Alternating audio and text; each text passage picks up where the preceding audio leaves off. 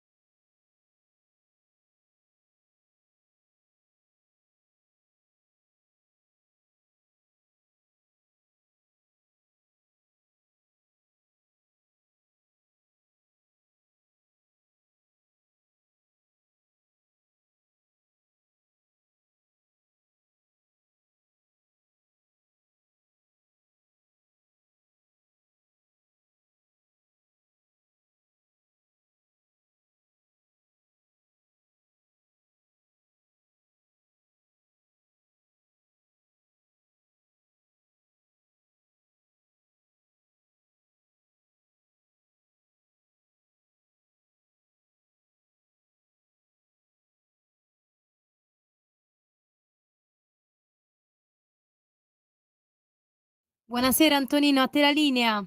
Grazie, tra un po' coi miei amici invasati ingeriremo pasticche per giungere freschi all'after hour. Amici miei, ma non dell'avventura, i miei 19 anni alle 18, 20 minuti e 17 secondi non nel senso che ingerivo pasticche, perché già io so così, figuratevi se mi fossi drogato nella mia vita che cosa sarei stato. No, questi erano Eli e le storie tese, disco music, a noi grazie a 1999, grandissimo pezzo dedicato alla dance degli anni 70. Buonasera, siete sulle magiche onde di Radio Libertà, questo è Zoom, il drive time in mezzo ai fatti. Io sono Antonino Danna e questa è la puntata numero 965 di oggi, mercoledì 26 di marzo. Vi ricordo come sempre, date il sangue, in ospedale serve sempre.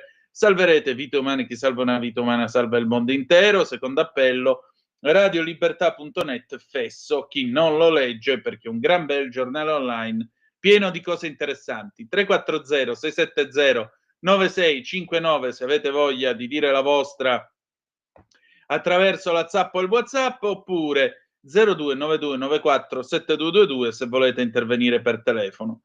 Allora, carissima Sveva, ben trovata. Fammi sapere quando siamo pronti con il Qui Parlamento e naturalmente possiamo cominciare, perché abbiamo un ospite questa sera con cui parleremo di un argomento abbastanza scottante a quest'ora della sera, e vediamo un pochettino che cosa può venire fuori. Sapete che c'è stata questa settimana, anzi l'altra settimana, c'è stata la manifestazione per l'Europa, e in questa manifestazione per l'Europa diciamo che sì, questo popolo ha sfilato, ma si è scoperto che però non era, diciamo, una manifestazione pagata dai partecipanti e dalla loro parte politica, ma è stata pagata servendosi, a quanto pare, anche di soldi dei cittadini che non condividevano o comunque non si riconoscevano in quella parte politica, non si riconoscevano in quella manifestazione. Ergo, la polemica politica è divampata e noi tra un po' dovremmo avere come ospite l'onorevole Nicola Ottaviani, solo che in questo momento non lo troviamo. Allora facciamo una bella cosa, Sveva. Se hai già sotto mano diritto e rovescio di lui, l'implacabile, come sempre, Pierluigi Magnaschi, direi che lo possiamo mandare tranquillamente in onda quando sei pronta. Vai pure.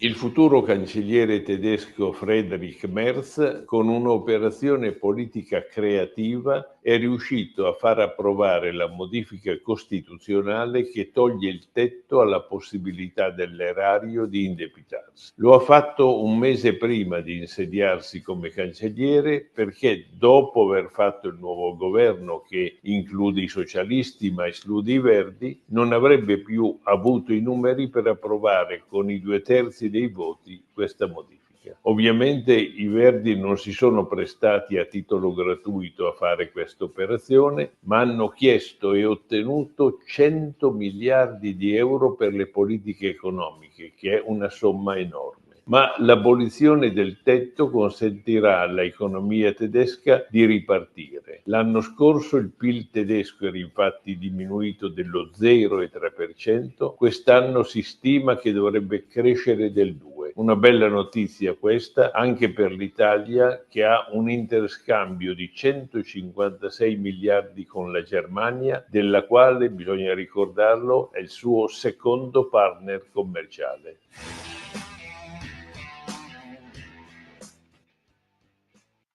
Verrebbe da cantare con Fiorella Mannoia, dopo aver ascoltato le parole di Pierluigi Magnaschi sulla Germania che adesso fa debito. Come si cambia per non morire?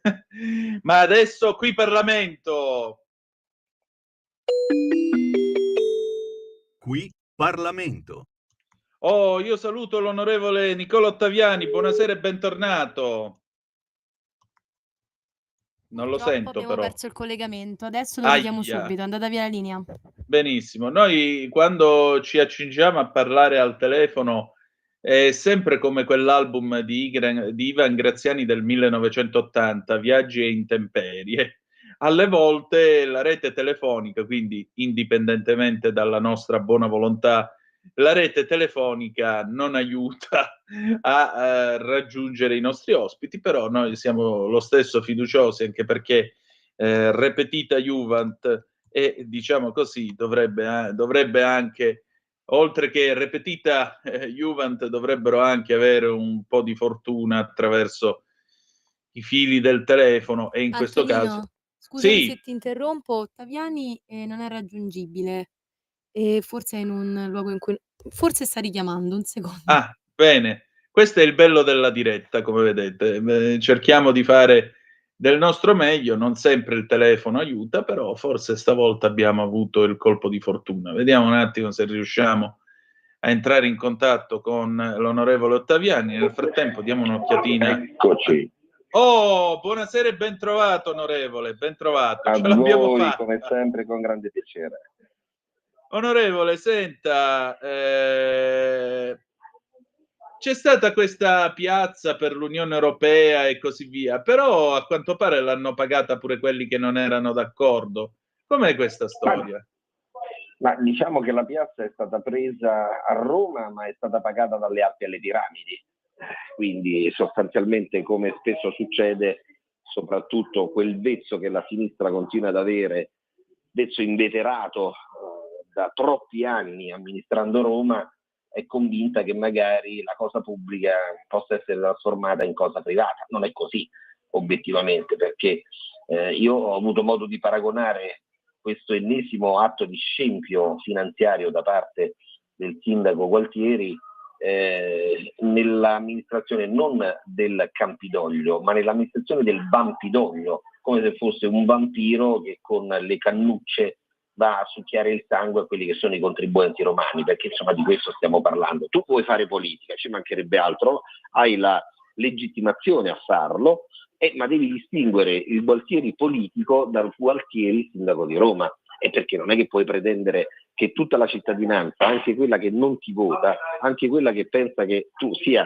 sostanzialmente incapace sotto il punto di vista amministrativo, poi ti debba finanziare quella che è una kermesse dove a mo' di balletto sostanzialmente vai sul palco e porti avanti quelle che sono le tue idee politiche. Che cosa ha a che fare tutto questo con quello che è un profilo di natura strettamente istituzionale? Nulla. È come se il sindaco, tanto per essere chiari, di Kathmandu portasse avanti quella che è una impostazione di natura strettamente politica, ideologica, e non invece quelle che sono delle situazioni che hanno a che fare con l'economia, col tessuto sociale, col tessuto istituzionale di un territorio. Quindi credo che ancora una volta abbia messo alla berlina i romani, abbia messo alla berlina anche un modo di fare che è distante, che è troppo lontano dalla effettività della gestione della cosa pubblica. E soprattutto, ancora una volta, il PD ha dimostrato a Roma, tramite il proprio sindaco, che viene visto come una sorta di indice, di eroe,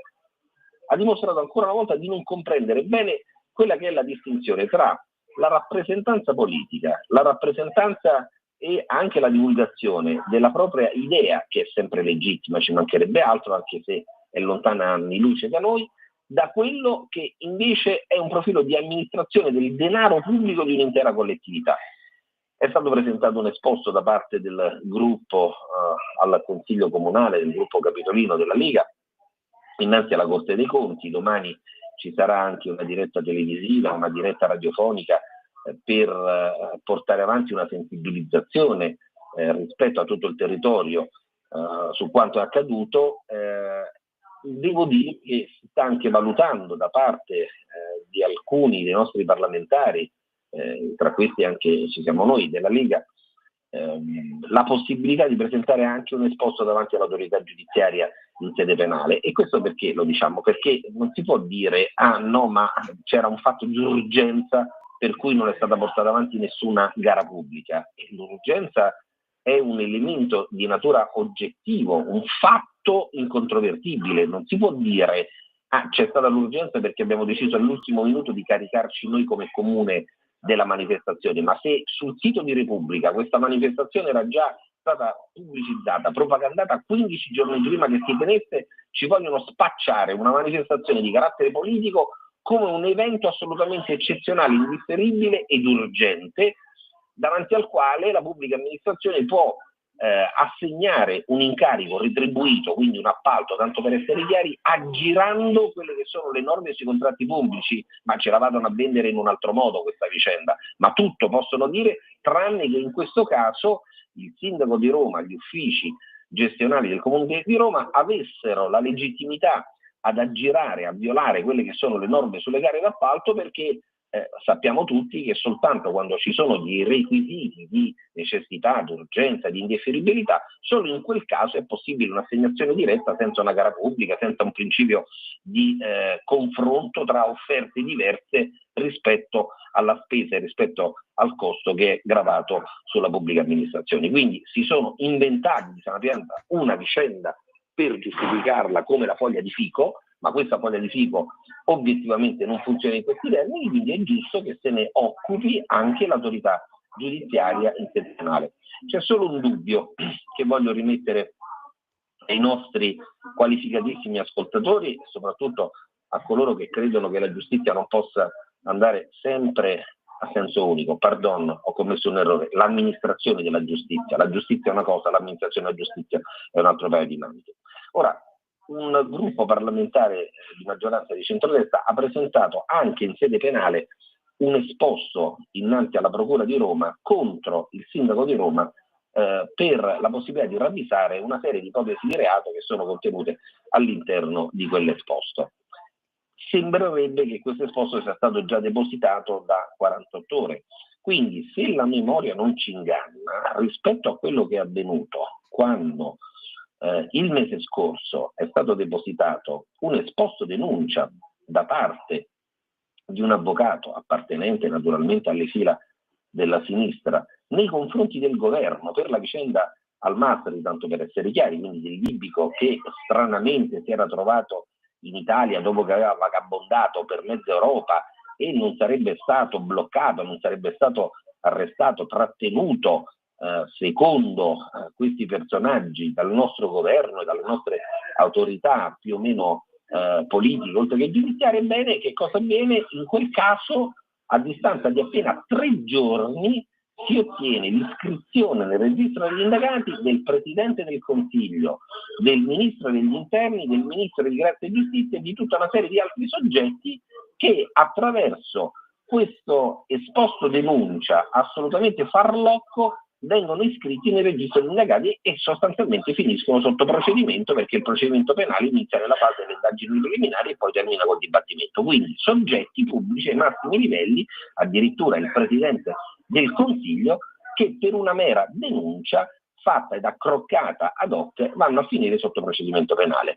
Ecco, ci chiediamo se lo stesso tipo di metro comportamentale processuale adesso sarà adottato nei confronti del sindaco di Roma. Se così non dovesse essere, significa che allora quel famoso articolo 3 della Costituzione, secondo il quale la legge è uguale per tutti e soprattutto non ci devono essere distinzioni a seconda delle tessere politiche dei singoli partiti, quell'articolo 3 della Costituzione rischia di essere un falso storico.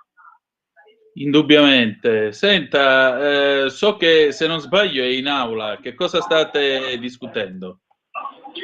Stiamo portando avanti provvedimenti che riguardano sostegni di natura economica finanziaria anche per quelle che sono le emergenze degli ultimi giorni. In commissione è passata la nuova legge sulla montagna che insomma interessa soprattutto alla Lega, che riguarda buona parte dei territori delle regioni, non soltanto del centro-nord ma anche del centro-sud della nostra Italia, perché è un'Italia peninsulare dove ci sono le coste ma soprattutto ci sono le colline, ci sono le montagne, e quindi ancora una volta la Lega sta mettendoci il proprio imprinting, sta mettendoci il proprio marchio di fabbrica su quella che è l'azione del governo che riguarda 60 milioni di italiani.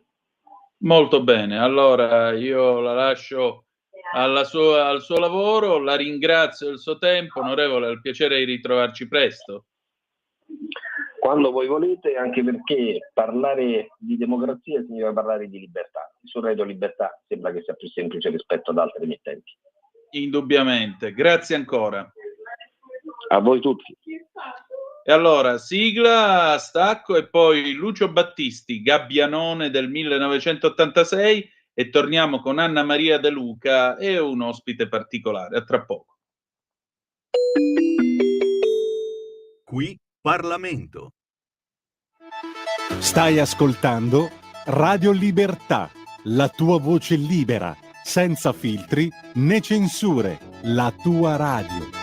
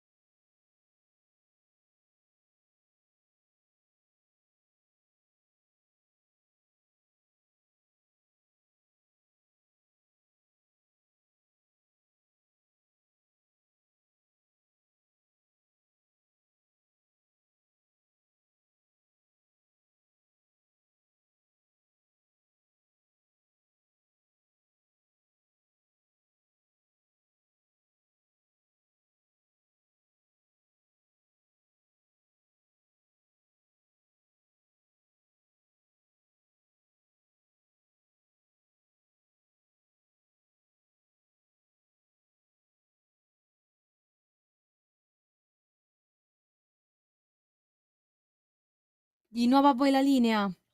Grazie Sveva, alle 18:40 minuti e 27 secondi.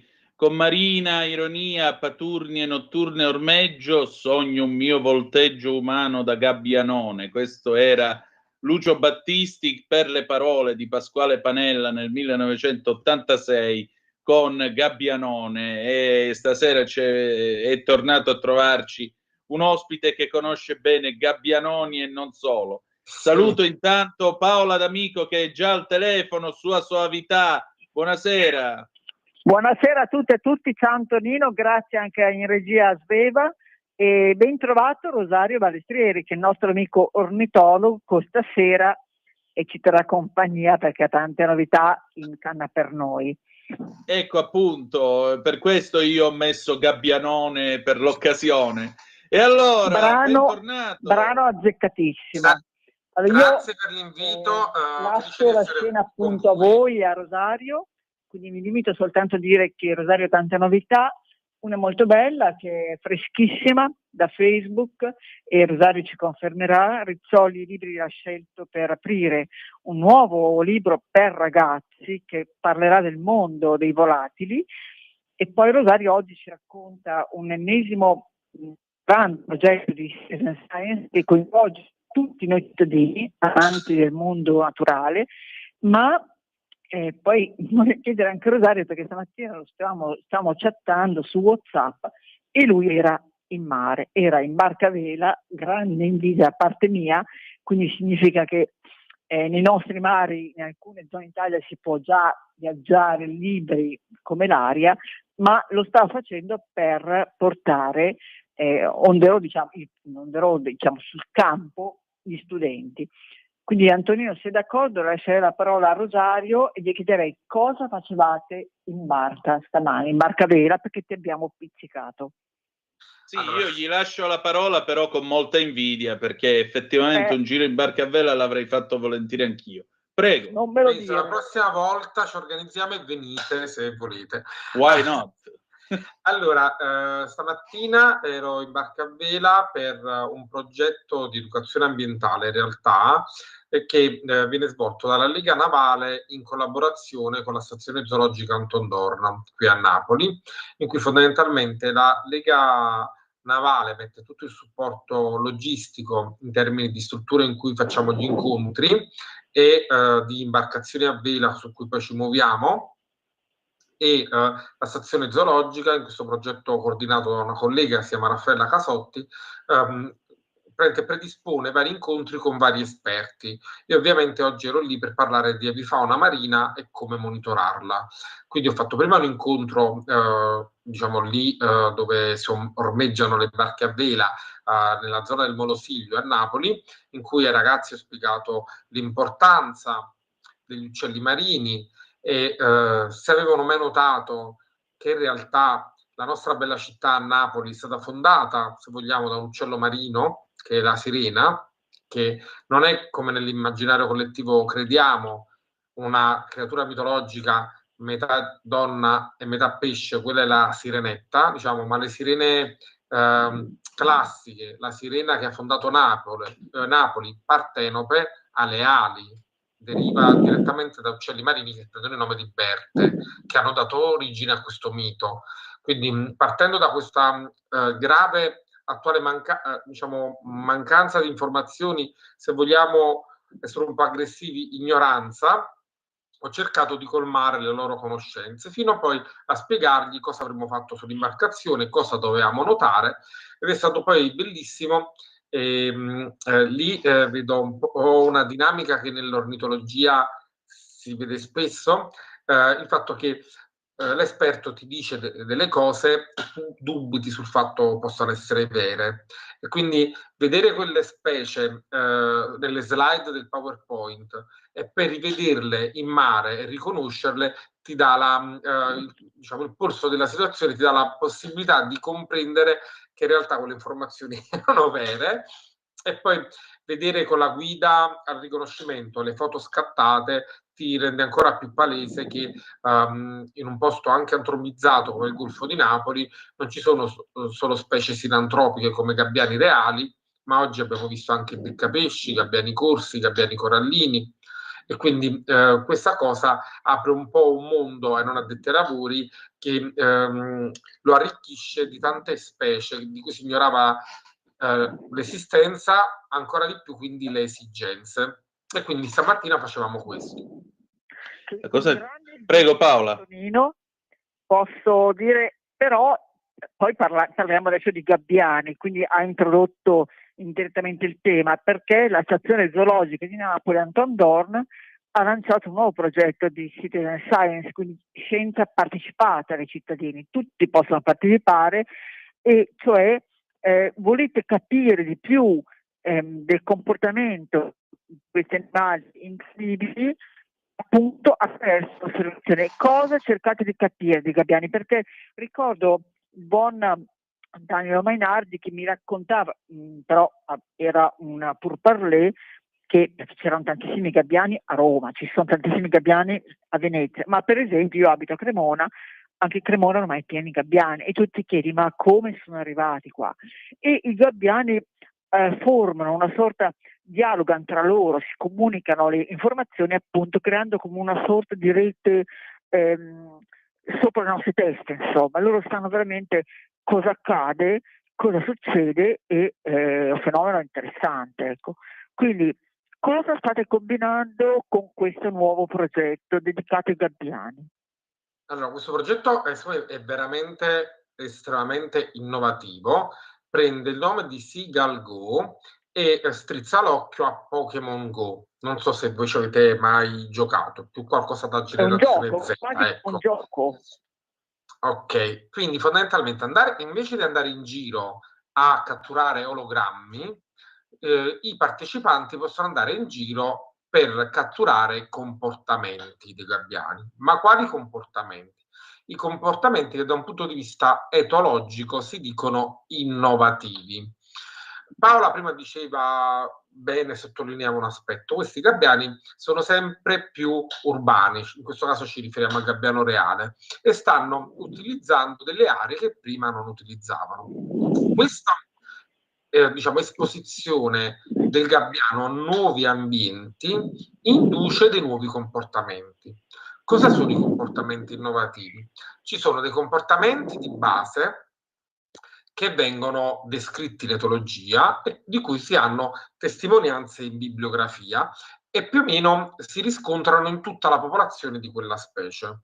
Ad esempio, il ruggito del leone è un tipico comportamento del leone, e come ruggisce il leone in una zona dell'Africa, ruggisce anche il leone in un'altra zona dell'Africa. Un comportamento innovativo è un comportamento che avviene per la prima volta in un dato individuo, un'idea geniale che ha un individuo di quella specie, che gli porta un tale vantaggio che viene replicato e quindi si diffonde nella popolazione. Vi faccio degli esempi concreti. Ad esempio, in Nord America alcuni passeri hanno imparato ad utilizzare i sensori delle porte automatiche per raggiungere il cibo nei silos che custodiscono granaglie. No, vabbè, qui sì. Cioè, veramente la famosa battuta gli manca solo la parola. Sì, quindi ad esempio in altri luoghi le cornacchie hanno imparato a prendere le noci, farle cadere sulla strada, aspettare che un'automobile ci passa sopra per rompere il guscio e poi mangiano quello che all'interno loro non avrebbero mai potuto raggiungere. Quindi esistono questi comportamenti talmente vantaggiosi che poi vengono imitati. Quindi, poiché i gabbiani si trovano in questa condizione di essere in un ambiente che è pieno di stimoli e pieno di nuove risorse, noi crediamo che se i cittadini vengono educati ad osservarli, possono inviarci attraverso i loro cellulari dei video che dimostrano l'emergenza di nuovi comportamenti, appunto comportamenti innovativi. Facciamo qualche esempio di comportamenti che non interessano alla ricerca e comportamenti che invece interessano, potrebbero essere innovativi.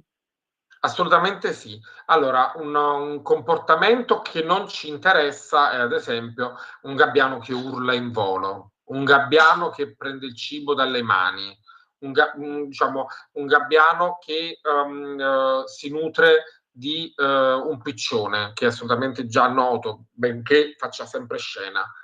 Ci interessano invece dei gabbiani, ad esempio, che possano usare degli pseudo-oggetti. Mi spiego meglio. Facciamo finta un gabbiano che vuole mangiare il mollusco rinchiuso nelle valve di una cozza e lo getta su un sasso per spaccarla. Questo è un comportamento che ci serve, che ci è utile, un comportamento che vorremmo studiare. Oppure, come succede in altre specie, è stato rilevato, dei gabbiani che possono utilizzare esche. Ad esempio, mi gettano del pane in mare, anziché mangiare il pane, aspetto che arrivino i pesci per mangiare il pane, così mangio il pesce. Quindi uso quel pane che mi è stato gettato come un'esca. Questo ad esempio è stato riscontrato nella nitticora, un'altra specie di uccello che comunque vive lungo la costa e che questo tipo di comportamento potrebbe replicarsi nel gabbiano. Oppure gabbiani che utilizzano magari in alcuni luoghi come possono essere i mercati, tanto le ore notturne per alimentarsi. Il gabbiano è una specie diurna, quindi dovrebbe alimentarsi di giorno. I gabbiani che usano l'illuminazione artificiale per continuare la loro azione trofica potrebbe essere interessante. Quindi, oppure dei gabbiani che collaborano con altre specie. Ad esempio, se noi abbiamo... Scusate un attimo, Paola, sì. Ci dicevo, non il gabbiano che apre il sacchetto della spazzatura, perché il tutorial è molto chiaro in questo. Sì, il gabbiano che lacera il sacchetto della spazzatura non ci interessa, ma un gabbiano che scoperchia un coperchio metallico chiuso sul contenitore della spazzatura, quello potrebbe interessarci. Quindi comportamenti non convenzionali. Comunque tutto l'elenco dei comportamenti noti e non noti è sul sito, che è SeagullGo, trovato tra i siti di Google Site. Se avete difficoltà a trovarlo, basta andare sui social della stazione zoologica e trovate il link nei vari post. E per quanto riguarda non so se posso dire Instagram, ormai l'ho detto, il link in bio. Ok, ma tra l'altro, Antonino, posso? Sì. È molto divertente, adesso l'ho trovato, lo sto sfogliando, perché è proprio fatto anche con un personaggio che ci introduce, Anton Dor, come un fumetto, quindi ha una grafica molto divertente, molto che cattura, insomma, attenzione, può piacere anche ai ragazzi, ai giovanissimi. Sì, infatti oggi l'abbiamo presentato anche con queste scuole con cui ci siamo interfacciati oggi per l'attività ed è piaciuto molto ed è stato bello andare oltre l'identificazione, perché a quel punto dall'imbarcazione non è che spiegavo unicamente quello è un gabbiano comune, quello è un gabbiano reale, ma gli dicevo quello è un gabbiano comune che mobba il gabbiano reale, oppure quello è un gabbiano reale che prova a rubare il pesce al gabbiano comune, e in questo caso è il cleptoparassitismo. Quindi perché avevo introdotto il tema importante dei comportamenti, cercavo di fargli capire come identificarli osservandoli, perché spesso quando pure ci interessiamo di natura tendiamo a collezionare specie, ma non osservare queste specie per realtà cosa fanno, cioè il comportamento viene un po' dopo. Ecco, però io avrei una domanda da porre. Magari è stupida, però io sono del parere che è sempre meglio farsi capire. Cioè, non è che stiamo parlando di cose avvistate in mezzo all'Oceano Atlantico, stiamo parlando del Golfo di Napoli, cioè un posto che da Milano sono 4 ore, un quarto di treno, e uno arriva e mette i piedi a bagno nel Golfo di Napoli. La domanda allora che mi pongo è come abbiamo fatto a dimenticarci della natura? Diciamo che io credo che nell'epoca moderna la si ignori, cioè, non è che, a parte chi ne è appassionato, chi si avvicina per vari motivi. Però la persona che non ha passioni specifiche effettivamente può vivere in un mondo di plastica senza sapere necessariamente che il latte arrivi dalle mucche, ma comprandolo diciamo in busta al supermercato. Non c'è diciamo quella necessità come dire reale, è più una necessità culturale. Cioè se tu non sei una persona disinteressata alla natura, non ne hai di fatto uno svantaggio, se non in termini morali, di bellezza della vita, capire determinati aspetti. Credo questo. E poi diciamo, credo che abbiamo vissuto dal dopoguerra in poi. Io sono nato nell'82, quindi alcuni anni diciamo, di questa fase non li ho vissuti in prima persona, so quello che ho letto, però c'è stata una diciamo, volontà di allontanarsi dalla natura per risultare più civilizzato, non so come dire. Però io trovo per esempio inquietante il fatto che il gabbiano dal Golfo di Genova sia arrivato fino a Cremona, che è piena pianura padana, addirittura si è in grado di scoperchiare il cesto della monnezza per nutrirsi. Cioè, stanno snaturandosi o è evoluzione? Fino a che punto è evoluzione? No, allora, in realtà il gabbiano è sempre stata una specie opportunista e plastica. Noi gli stiamo dando delle nuove opportunità e non le stiamo gestendo bene. Faccio un esempio del Portogallo che diciamo ci dà l'idea di come una specie può essere utilizzata per risolverlo un problema invece di crearlo. Noi abbiamo il problema dei gabbiani che mangiano l'immondizia, che diciamo, la disperdono magari nelle città perché rompono e lasciano il cassonetto, il sacchetto, diciamo, quindi la disperdono, creano ulteriore disordine, entropia in città. Oppure fanno confusione e si accalcolano nei luoghi delle discariche. In Portogallo cosa hanno fatto? Hanno munito i gabbiani di GPS e li hanno seguiti, e quando hanno visto che c'era una fidelizzazione di punti a terra, sono andati a vedere che cosa li attirava lì, trovando spesso dei rifiuti organici abusivi, delle discariche abusive, e le hanno chiuse. Quindi hanno usato il gabbiano reale come strumento di indagine territoriale e trovare punti di stoccaggio non consentito di immondizia. Tra l'altro il gabbiano, a differenza di molti agenti o altre dinamiche, non è assolutamente corruttibile, e quindi secondo me potrebbe essere utilizzato anche qui in Italia, sicuramente nella mia regione in Campania, per andare a scovare dei siti di stoccaggio non autorizzati.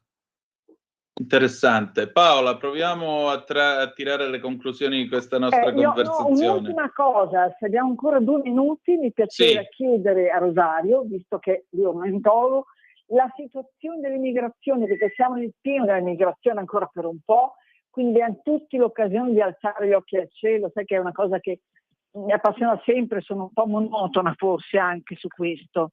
Quindi migrazioni, cosa osservare, cosa fare, come aiutare. Allora, sì, siamo in piena fase migratoria, in questo iniziamo a vedere finalmente numeri abbastanza importanti anche di icone della migrazione come rondini, balestrucci, cicogne. Diciamo, sarei subito con il cosa non fare. Allora, se i balestrucci che arrivano iniziano a costruire il nido sotto i vostri tetti, e sappiate che è un reato abbattere i nidi, per quanto questi possano sporcare. E per mitigare l'effetto sicuramente non piacevole delle feci sul pavimento, vi invito a mettere sotto il nido, sotto l'eventuale colonia, delle piante, di mettere delle piante in vaso, con vasi ampi, in modo che questi escrementi cadono su foglie o su il terriccio e vanno a concimare le vostre piante, in modo da evitare questo problema sul pavimento, senza pensare di abbattere questi nidi.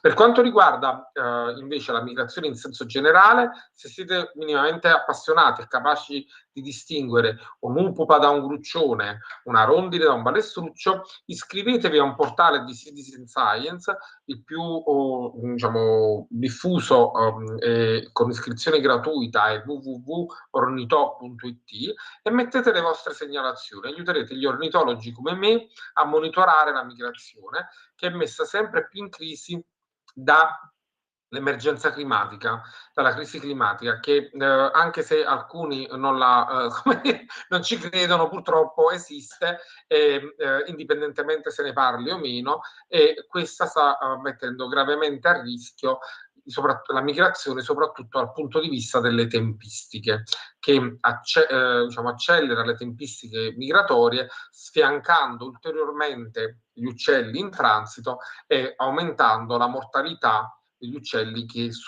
devono superare barriere ecologiche come il deserto del Sahara o il Mar Mediterraneo. Molto bene. Paola? Grazie Antonino. No, conclusione semplice: pensiamo sempre di essere noi quelli che imparano, apprendono, crescono, sanno fare. In realtà capiamo ogni giorno di più che gli animali crescono, apprendono, imparano, e quindi rispettiamoli, osserviamoli, amiamoli, perché di più non possiamo fare. Molto bene, grazie a Paola D'Amico e a Rosario Balestrieri, buon lavoro ancora e al piacere di ritrovarci presto. Grazie. Arrivederci a tutti, grazie. Paola, stai dicendo? Niente. Arrivederci, grazie mille, grazie. Arrivederci. Pausa, jingle e poi gli Squallor, testamento specifico del 1977. Torniamo tra poco. Stai ascoltando Radio Libertà. la tua voce libera, senza filtri né censura. La tua radio.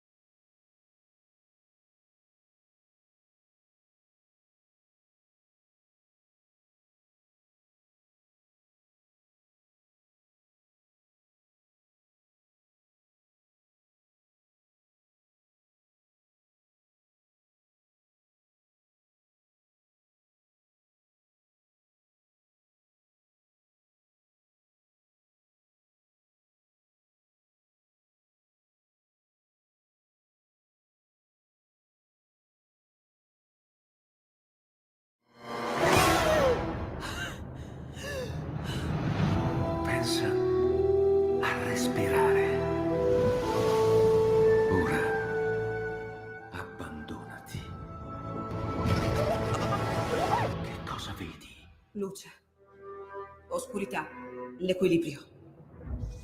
È tanto più grande. È stato un risveglio. Hai sentito? Conosco una sola verità.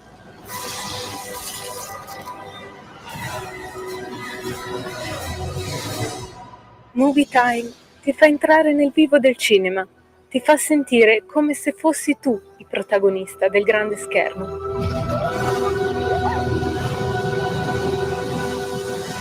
Ogni sabato dalle ore 16. Antonino, di nuovo a te la linea.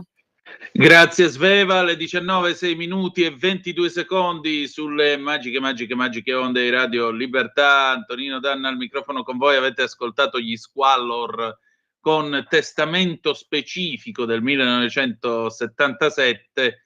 L'album era Vacca, grandissimo album. Dopo i Pink Floyd, i Genesis e i Beatles nacquero gli Squallor. Fenomeno di successo, fenomeno di un'altra cosa, ma sempre fenomeno era. Dove sono andate? Tutti li cercavano, ma nessuno li trovava. Dove sono andati gli Squallor? Sono andati in vacca, ecco. E da qui poi tutto il resto. Perché testamento specifico? Perché questa sera con Antonio Zennaro, che dovremmo avere tra un po' in diretta, speriamo, dovremmo parlare di passaggio generazionale del patrimonio e i dati auto in Europa. Ma nel frattempo apriamo i telefoni 02 9294 7222 se avete voglia di dire la vostra e naturalmente noi siamo qua e vi ascoltiamo. Intanto andiamo a dare un'occhiatina alle agenzie, vediamo che cosa accade in questo nostro vasto mondo. È caduto un bus turistico nel Po a Torino ed è morto l'autista. Secondo le prime informazioni a bordo non c'era nessun altro. Batte l'ANSA da pochi minuti. Vediamo un po' che cosa è successo. Questa è la notizia di apertura dell'ANSA, per cui mentre si carica vi diamo anche le altre notizie.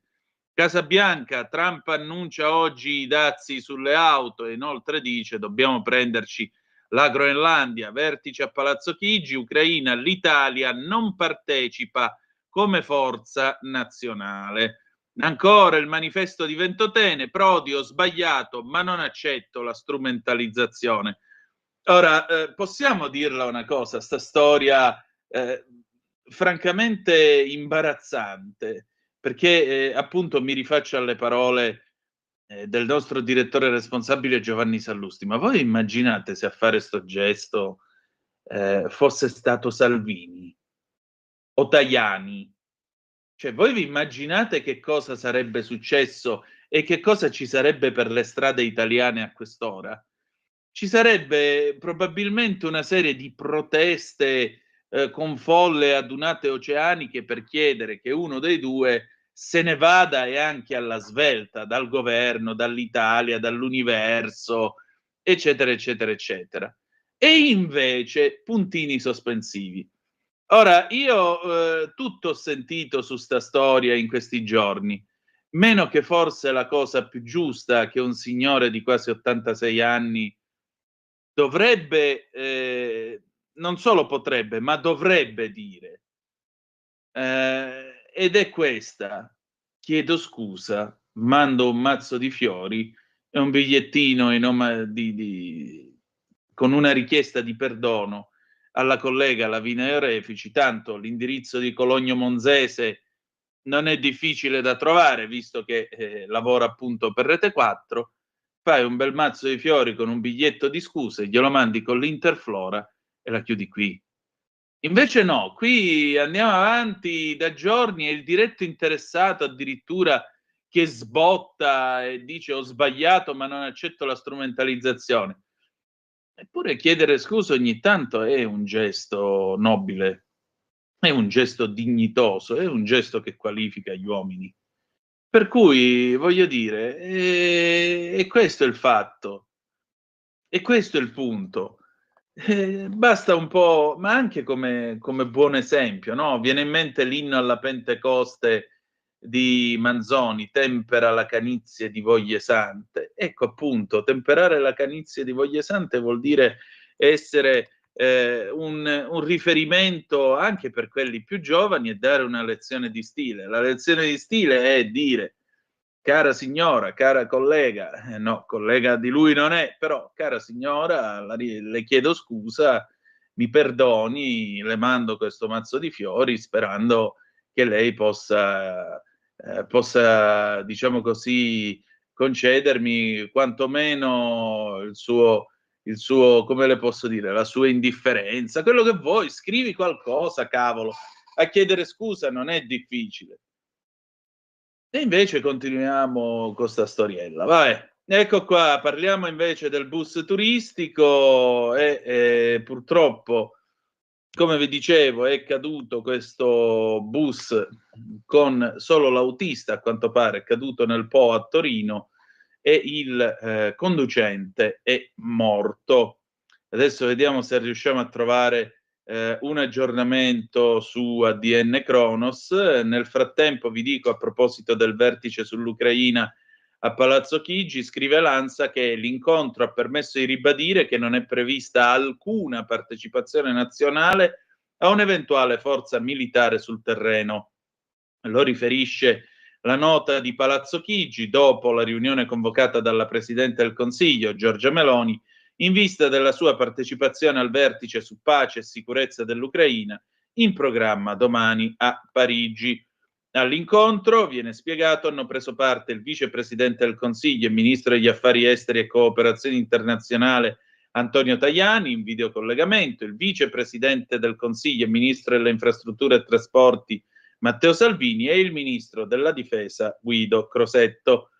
Nel corso della riunione, scrive ancora Lanza, è stato riaffermato l'impegno alla costruzione, insieme ai partner europei e occidentali e con gli Stati Uniti, di garanzie di sicurezza solide ed efficaci per l'Ucraina che trovino fondamento nel contesto euroatlantico. Ciò anche sulla base di un modello che in parte possa ricalcare quanto previsto all'articolo 5 del Trattato di Washington, ipotesi che sta riscontrando sempre più interesse tra i partner internazionali. Nella riunione è stato anche affrontato il tema dell'attuazione e monitoraggio del cessate il fuoco, su cui si sta facendo spazio un possibile ruolo delle Nazioni Unite che il governo italiano sostiene da tempo. Mi scrive Sveva, mi scrive Antonio Zennaro che lui è in un posto dove purtroppo non ha molto segnale, per cui stasera non avremo conto corrente, lo recupereremo mercoledì prossimo. Allora, vi dicevo di quanto successo a Torino. Abbiamo qua l'ADN, un pullman privato è caduto nel pomeriggio di oggi, mercoledì 26 marzo, nel fiume Po, all'altezza di Piazza Vittorio sul ponte Vittorio Emanuele I. A bordo del mezzo si trovava solo l'autista, che a quanto si apprende è morto. Ferite lievemente anche 3 donne che stavano camminando vicino a dove si è verificata la tragedia. Tutte, a quanto si apprende, avrebbero riportato ferite da codice verde e sono state trasportate in ospedale. Sul posto dell'incidente numerosi soccorsi tra vigili del fuoco, sanitari, forze dell'ordine. Per i vigili del fuoco sono al lavoro sommozzatori, un nucleo elicotteri, il nucleo speleoalpino fluviale e un'autoscala. Vedremo che cosa verrà fuori da questa vicenda. Allora, altre news che arrivano da ADN, la notizia di apertura dell'ADN Kronos è Dazi, Trump oggi annuncia le tariffe sulle auto, la Casa Bianca anticipa il provvedimento del presidente, poi abbiamo ovviamente dopo Torino l'Ucraina, non ci sarà alcuna partecipazione del nostro paese a un'eventuale forza militare, come vi dicevo prima. Poi abbiamo il segretario generale Rutte che dice Mosca è la minaccia più significativa per l'alleanza, la NATO avverte Putin, l'attacco della Russia causerà una reazione devastante. Poi ancora Garlasco parla Stasi, Sempio, io garantista, ma non bisogna sottrarsi all'accertamento della verità. Milano, esplosione alla Perfetti di Lainate, colonna di fumo visibile a chilometri. Sì, questo pomeriggio si è diffusa questa notizia di questa colonna di fumo nero che si è alzata dalla periferia milanese. Spoleto, donna trovata morta in casa, marito sul ponte minaccia il suicidio, l'ho uccisa, il 47enne ora reo confesso è in commissariato. Napoli uccide la moglie e si impicca a trovare i corpi, è stato il figlio. Uccide la moglie a coltellate, poi tenta il suicidio, femminicidio nel torinese. Ale, che allegria. Poi ancora altre news, diamo una notizia un po' più allegra, che forse è meglio. Il 27 di marzo del 1975 usciva nelle sale un film che è rimasto nella storia, insieme a tutti gli altri 10 capitoli della saga, 9 capitoli della saga, per quanto io preferisca, diciamo, i primi 3 e ci metta pure sopra, dai, Super Fantozzi. Stiamo parlando, anzi, se Fantozzi subisce ancora, pure quello ci sta. Stiamo parlando di Fantozzi, appunto, il personaggio creato da Paolo Villaggio. E allora, cosa scrive l'ADN? Scrive di una polemica che è stata sollevata da un ricordo che è stato sollevato da Anna Mazzamauro questo oggi, perché non solo il film tornerà nei cinema, ma in particolare la Mazzamauro ha detto: io non andrò alla festa per i 50 anni del film, malgrado ci saranno i figli di Paolo Villaggio, il figlio di Luciano Salce, che fu il regista delle prime 2 puntate di questa saga, Fantozzi e il secondo tragico Fantozzi. Tra parentesi, io preferisco il secondo al primo. Ci sarà Plinio Fernando, che ha recitato nel ruolo di Mariangela e che poi per una disposizione testamentaria gli è stato vietato, mi pare sia stato suo zio o sua madre, ora non ricordo, tu puoi godere dell'eredità a condizione di non recitare mai più come Mariangela nei film di Fantozzi. Poi ancora ci saranno altri personaggi, ovviamente, che hanno avuto a che fare con questa saga, e però la Mazzamauro non ci sarà. A DN Cronos, a Paolo Villaggio devo la mia riconoscibilità, gli sarò per sempre riconoscente, anche se non eravamo amici. La gente per strada mi riconosce, soprattutto grazie a Fantozzi, e questo per un attore o un'attrice è molto importante. Ancora mi chiedono di dire merdaccia schifosa o di fare il labbruccio. Così alla DN Cronos Anna Mazzamauro, iconica interprete della signorina Silvani, in un'intervista in occasione del ritorno nelle sale del primo Fantozzi a 50 anni dall'uscita. Il 27 marzo del 75 fece infatti il suo ingresso nel mondo del cinema il ragionier Ugo Fantozzi, dal volto serio e la camminata a tratti sgraziata. Un antieroe entrato subito nell'immaginario collettivo col volto di Paolo Villaggio, che si fa portavoce dei vinti, gli sfruttati e gli umiliati. Per celebrare i 50 anni, il 27 marzo al Cinema Barberini di Roma ci sarà la proiezione speciale del film con tanti ospiti. Tra i tanti Elisabetta Villaggio, figlia di Paolo, Emanuele Salce, figlio del regista e sceneggiatore del film Luciano Salce, Plinio Fernando, appunto l'interprete di Mariangela, la figlia di Fantozzi, e Fabio Frizzi, fratello della buonanima di Fabrizio Frizzi. Oggi sono 7 anni, permettetemi di ricordare un uomo straordinario a cui la RAI non ha dato quello che egli meritava effettivamente. Fabio Frizzi, autore della colonna sonora. Grande assente sarà proprio la Mazzamauro, che non potrà partecipare all'evento perché è impegnata con la tournée teatrale, ma a quanto apprende la DN Cronos, dietro la sua assenza ci potrebbe essere anche qualche dissapore con la famiglia di Villaggio, che avrebbe chiesto all'attrice di cambiare il titolo del suo spettacolo da Come ancora umano lei, caro Fantozzi, ad Anna Arcord, per parafrasare il film di Fellini Amarcord. Io e Paolo non eravamo amici, ci incontravamo solo sul set. Un giorno gli ho chiesto come mai dopo tanti anni non siamo riusciti a diventare amici. Villaggio, non so se fosse serio o ironico, mi rispose: perché io frequento solo gente ricca e famosa. Avrei voluto mandarlo a fare in culo, ma non l'ho fatto. I due non hanno mai avuto un rapporto fuori dal set, ma sullo schermo hanno creato qualcosa che ha segnato una pietra miliare della storia del cinema italiano. Lui, il goffo ragionier Fantozzi che pendeva dalle labbra e la rossa dalla bellezza tipica. Lei, la signorina Silvani, che gli aveva fatto perdere la testa. Scusate, a questo punto io devo mostrare questa cosa. Signorina Silvani, Questo è il nastro bicolore per la sua calcolatrice di Visumma. Come sa, qui in ditta non glielo passano. Ebbene sì. No, veramente questo è della mia macchina per scrivere, è nuovo, devo cambiarlo, però come vedete omaggio al ragionier Fantozzi e alla signorina Silvani in diretta con questo oggetto. Ebbene sì. Se c'è una botta di culo vado a finire pure su Blob. Vi dicevo, torniamo a noi. Un amore non contraccambiato, quello tra Fantozzi e la Silvani, ma che la Silvani utilizzava per ottenere favori. Questo personaggio per me è stata croce e delizia, dice la Mazzamauro. Delizia per la riconoscibilità, croce perché per anni sono stata riconosciuta solo come la signorina Silvani e questo mi ha impedito di interpretare ad esempio Medea in teatro. Altrimenti avrei dovuto dire a Giasone: lei è una merdaccia schifosa, ricorda con ironia l'attrice. La signorina Silvani, una donna senza scrupoli, sola, infelice, ma che è diventato un simbolo per molte donne.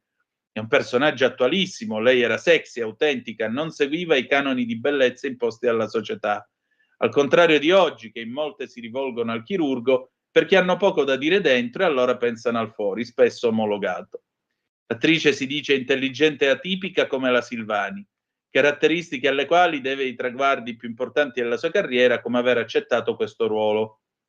Salce, il regista, col quale avevo già lavorato in teatro, cercava un'attrice bravina ma bruttarella e si è ricordato di me, ride.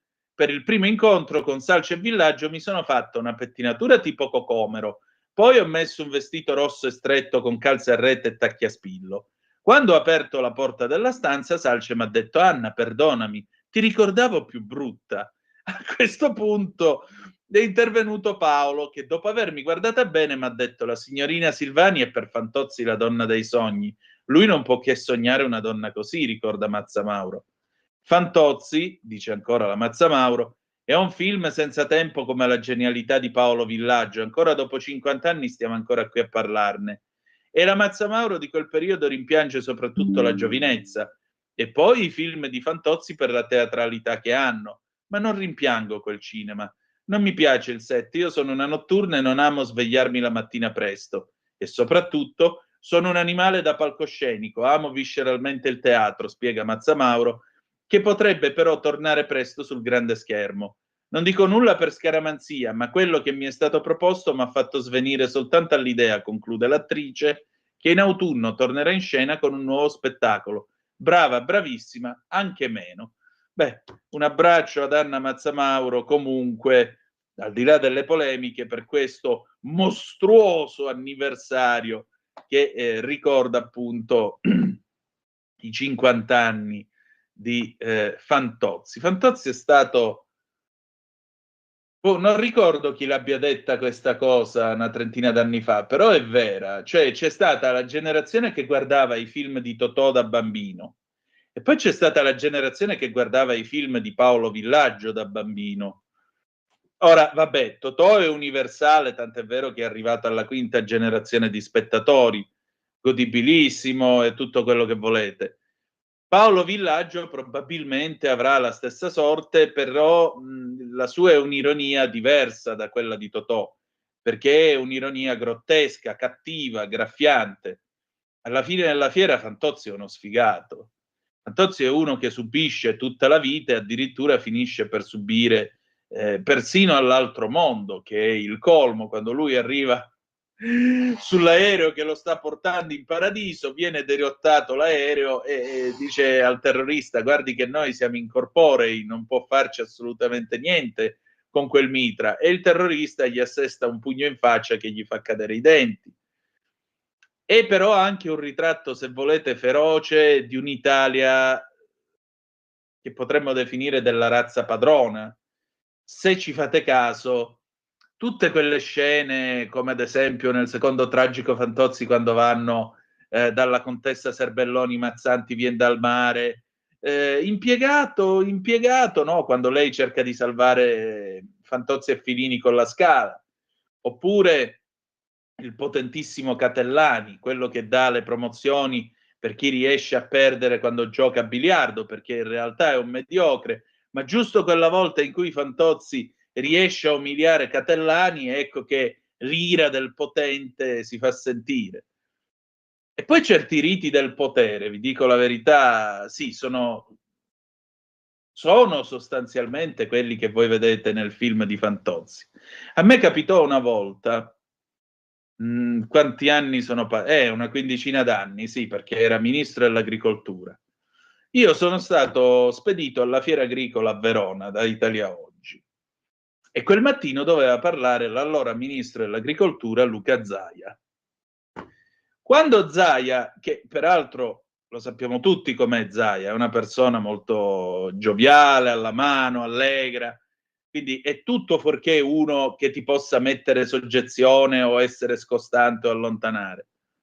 Però Zaia arrivò e tutto attorno, perché tu vedevi Zaia con la faccia seria che avanzava verso la sala dove si sarebbe tenuto il convegno, e accanto tu vedevi tutti questi presidente della provincia, comandante della legione carabinieri in alta uniforme, poi c'era quell'altro, un porporato no, un'eccellenza, un vescovo, uno in talare, chissà chi sarà stato, e poi il codazzo appresso. Tutti attorno, che sembrava veramente la scena di Catellani quando corre nel corridoio e dice a lavoro, chi non scatta niente scatti, ve lo dice uno che viene nella gavetta e si è fatto un mazzo così. Ecco, la scena sembrava più o meno quella e ovviamente involontariamente Zaia ne era protagonista, però se ci fate caso i riti del potere continuano a essere questo. L'altro giorno guardavo per esempio il video di Mattarella quando è arrivato al villaggio dell'agricoltura che hanno fatto a Piazza Repubblica a Roma. Cioè Mattarella con tutti sti bambini che gridavano Mattarella, Mattarella, eroe della giornata, un bambino che gli ha gridato 3-4 volte, si sente nitidamente Forza Palermo. Mattarella che gli stringe la mano, no? Ciao bambino, un po' come la scena quando Fantozzi porta Mariangela a recitare appunto la poesia di Natale al Gran Consiglio dei 10 Assenti e gli regalano, e ai bambini regalano il panettone natalizio se la recitano bene, no? Buon Natale, Gesù è nato e tanti auguri al consigliere delegato, una cosa di un servilismo unico, ecco. Eppure certi riti del potere continuano a essere così, e l'ironia di Paolo Villaggio, anzi la feroce satira di Paolo Villaggio, non può che essere motivo di riflessione, e noi a questo punto gli inviamo i nostri più distinti saluti e uno spettabile arrivederci all'altro mondo, dove ci ritroveremo anche noi a lavorare nella megaditta, a spostare pratiche per l'eternità. Va bene, adesso ce ne andiamo in pausa. Signorina Donorio, senta, posso portarla fuori a colazione da Gigi il Troione? Ho già prenotato. Sì, va benissimo. Non portarti il cane, però. Sempre per citare Fantozzi. Va bene. Vette altissime stasera, signori. Pausa e torniamo con Adriano Celentano, Susanna 1984. Io annullo la prenotazione da Gigi il Troione. A tra poco.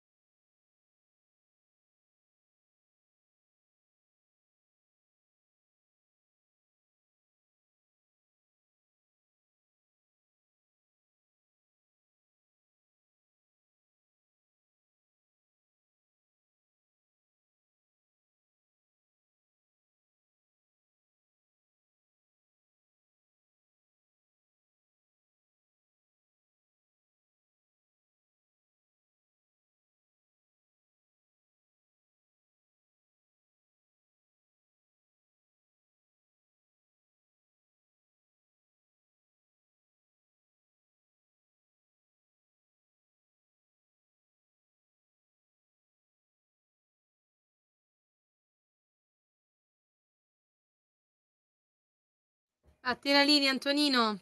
Grazie Sveva, sei forte, sei forte. Avete ascoltato Adriano Celentano, Susanna, del 1984, alle 19:34 in questo momento su Radio Libertà, sulle sue magiche onde 0292947222.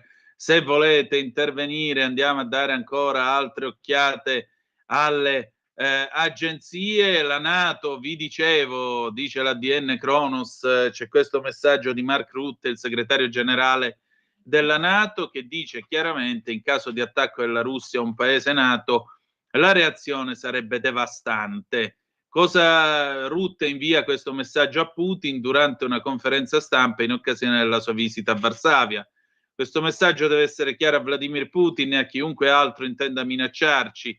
Se qualcuno dovesse commettere l'errore di pensare di poter attaccare la Polonia o un qualsiasi altro alleato senza conseguenze, si troverà di fronte alla piena forza di questa potente alleanza. La Russia rappresenta la minaccia più significativa per l'alleanza, sta entrando in un'economia di guerra con effetti diretti sulla sua capacità e velocità di rafforzare le proprie forze armate, prosegue Rutte, complimentandosi con la Polonia, rappresentata alla conferenza stampa al premier Donald Tusk, che con una spesa in difesa pari al 4,7% del PIL, la più alta tra gli alleati della NATO, continua a dare l'esempio. In un mondo sempre più ostile, rafforzare la spesa per la difesa è essenziale. Accolgo con favore l'iniziativa Scudo orientale e gli importanti investimenti nella sicurezza polacca, europea e transatlantica, continua il segretario della NATO, riferendosi all'iniziativa polacca per rafforzare i suoi confini orientali con Russia e Bielorussia. Dopodiché ringrazia Varsavia per la sua partecipazione all'operazione Sentinella del Baltico, la quale, nota con soddisfazione, è stata messa in piedi dagli alleati per monitorare e rispondere agli attacchi ibridi nel Mar Baltico in appena 10 giorni dall'ultimo taglio di cavi sottomarini, avvenuto il giorno di Natale. Sappiamo tutti cosa sta accadendo nel Baltico e dobbiamo essere pronti a difenderci. Il partenariato transatlantico è il fondamento della nostra alleanza e questo non cambierà, dice il segretario generale NATO. Gli Stati Uniti hanno ribadito più volte il loro impegno per una NATO forte. Anche il presidente Donald Trump ha confermato questa posizione, ma ha anche chiarito che l'Unione Europea deve assumersi maggiori responsabilità. Abbiamo visto segnali incoraggianti in tutta l'alleanza. Lo scorso anno gli investimenti nella difesa sono cresciuti del 20% nell'Unione Europea e in Canada. Tuttavia, come ha giustamente osservato il presidente Trump, e io concordo con lui, gli alleati europei e il Canada devono fare di più. E inoltre Rutte indica la Polonia appunto come esempio. Per il segretario generale NATO serve aumentare rapidamente la spesa, rafforzare le nostre capacità, tradurre le parole in fatti, investendo di più nella nostra sicurezza, nella nostra industria e nella nostra capacità di deterrenza, conclude. Accolgo con favore il dialogo con Regno Unito e altri alleati per espandere la produzione nel settore difesa. È un'esigenza condivisa in tutta l'alleanza, inclusi gli Stati Uniti. Sempre secondo Rutte, niente può sostituire l'ombrello nucleare americano, garante finale della nostra sicurezza, e in particolare riafferma che non è questo il momento di andare da soli. In un intervento alla School of Economics di Varsavia, il numero 1 dell'alleanza ha detto: so che ci sono questioni sulla forza del legame transatlantico e sull'impegno degli Stati Uniti per la sicurezza europea. C'è una retorica dura, ci sono dibattiti difficili tra Europa e America sul commercio e le tariffe e ci sono appelli per rilanciare l'autonomia europea. Voglio essere assolutamente chiaro, non è il momento di agire da soli, né per l'Europa né per il Nord America, dice Rutte. Le sfide alla sicurezza globale sono troppo grandi perché ognuno di noi possa affrontarle da solo. Quando si tratta di mantenere l'Europa e il Nord America al sicuro, non c'è alternativa alla NATO. Senza gli Stati Uniti, il Regno Unito, Turchia, Canada, Norvegia e Islanda è impossibile immaginare la difesa dell'Europa e nulla può sostituire l'ombrello nucleare americano, garante ultimo della nostra sicurezza. Certo, ha continuato il segretario generale NATO, l'Europa ha bisogno di sapere che lo zio Sam ci guarda ancora alle spalle, ma l'America deve anche sapere che gli alleati della NATO si faranno avanti, senza restrizioni e senza lacune di capacità. È giusto così. Secondo Rutte la rassicurazione è una strada a doppio senso. L'impegno degli Stati Uniti nella NATO si accompagna alla chiara aspettativa che gli alleati europei e il Canada si assumano maggiori responsabilità per la nostra sicurezza comune. Quando si considera la quantità di testate nucleari puntate contro di noi dalla Russia e sempre più, tra l'altro, dalla Cina, che arriverà a 1000 testate entro il 2030, l'unica deterrenza nucleare credibile e l'ultimo garante della nostra libertà sono gli Stati Uniti d'America, ha ripetuto il numero uno dell'alleanza nel suo discorso a Varsavia. Non c'è modo che i francesi e gli inglesi possano sostituirla. È comunque importante che abbiamo questo deterrente nucleare, quindi sono favorevole, ma non è un'alternativa. Rutte ha poi cercato ancora una volta di rassicurare gli europei sul fatto che gli Stati Uniti rimangono impegnati a rispettare l'articolo 5 del trattato. Gli Stati Uniti si rendono conto che per la loro difesa collettiva legata al teatro euroatlantico, compreso ciò che vogliono realizzare nell'Indo-Pacifico, essere insieme come 32 alleati, come in un unico gruppo, proiettando anche la potenza della NATO America nel mondo, è imbattibile. Possiamo preoccuparci di molte cose, ha concluso, ma smettiamo di preoccuparci di questo. Speriamo bene. A proposito di Trump, Trump quest'oggi appunto, insomma oggi scrive ancora l'ADN Kronos, il telefono comunque è ancora aperto, 0292947222. Donald Trump annuncerà oggi i dazi sull'industria dell'auto, lo ha reso noto la Casa Bianca. Nel briefing con i giornalisti, la portavoce della Casa Bianca Caroline Leavitt ha detto: il presidente terrà una conferenza stampa nello studio Ovale oggi alle 16, le 21 in Italia, per annunciare dazi sull'industria dell'auto. Lascerò che sia lui il primo a fare l'annuncio.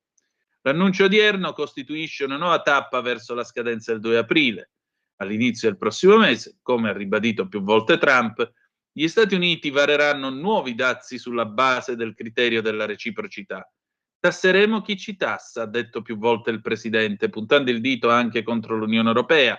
Rea, secondo la Casa Bianca, di aver tratto benefici per anni dal rapporto commerciale sbilanciato con gli USA.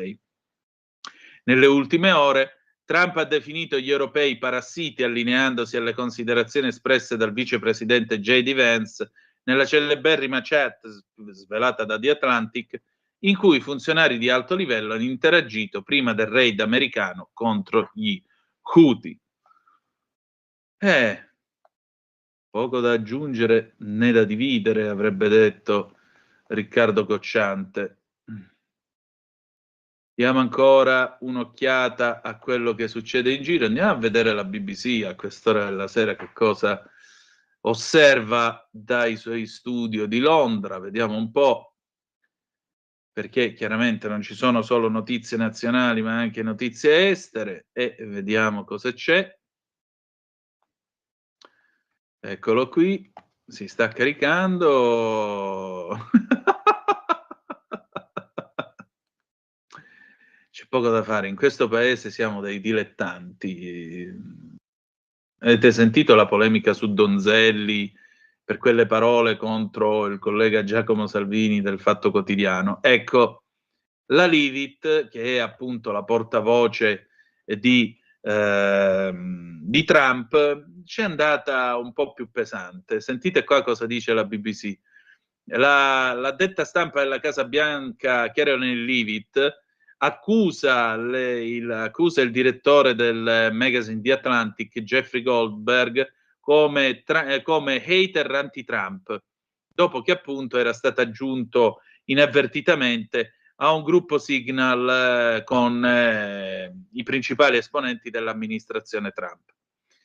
La Leavitt ha anche ripetuto che la posizione dell'amministrazione Trump è molto chiara, non c'erano alcune informazioni segrete nei messaggi che sono stati pubblicati. I messaggi appunto di questa chat di gruppo pubblicati da The Atlantic sembrano mostrare il segretario alla difesa Pete Hegseth intento a condividere delle informazioni a proposito degli attacchi aerei degli Stati Uniti sullo Yemen all'inizio di questo mese. In uno di questi messaggi da parte di Hegseth si legge che il clima è favorevole, è stato appena confermato dal CENTCOM, cioè dal comando centrale, siamo pronti per il lancio della missione. E poi aggiunge 14:15 i droni sono arrivati, arriveranno sul target e questo è il momento in cui le prime bombe cominceranno definitivamente a cadere.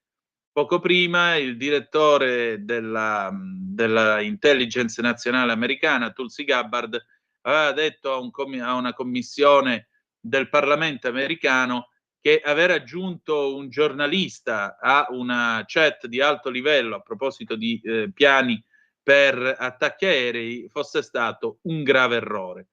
Goldberg ha anche detto di non aver avuto per il momento l'idea di pubblicare lì per lì i messaggi più sensibili che aveva ricevuto da parte degli esponenti più importanti dell'esercito e dell'intelligence, ma adesso vuole che la gente tragga le proprie conclusioni dopo che la Casa Bianca ha tentato di minimizzare il significato di questi messaggi. Per cui vediamo che cosa verrà fuori. La Leavitt, tra l'altro, nella conferenza ha detto agli americani: a chi credete? Credete a Jeffrey Goldberg, il direttore di The Atlantic, che non è altro che un reporter a base di sensazionalismi schierato contro Trump? O credete a Peter Hegseth, che è il segretario della difesa che ha servito onorevolmente questo paese indossando l'uniforme? Ecco qua che questo è il dubbio che la Leavitt insinua negli americani e soprattutto nella base che ha votato Trump.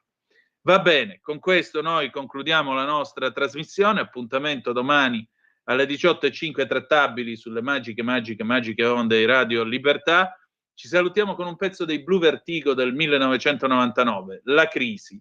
Grazie per essere stati con noi e ricordate che malgrado tutto, the best is yet to come, il meglio deve ancora venire. Vi ha parlato Antonino Danna. Buonasera.